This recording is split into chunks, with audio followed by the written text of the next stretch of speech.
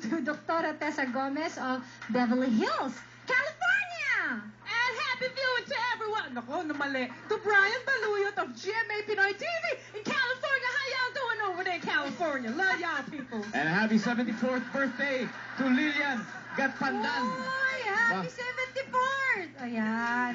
Welcome home to Bob, Bennett, Drew, and Rob Tapang of Vancouver, Canada.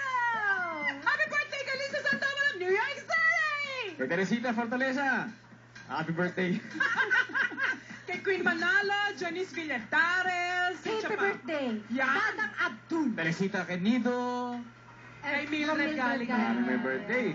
Welcome to the Christian world, Rohan Masangke. Yan. And of course, the Blast Ople Job Fair will have its second annual job fair on March 8 to 9 at Robinson's Galleria in Ortigas Avenue. The proceeds will go to Samahang Plaridel's Blast F. Ople Scholarship Program. Yan. For details, just call si JP or Estel at 833-5337.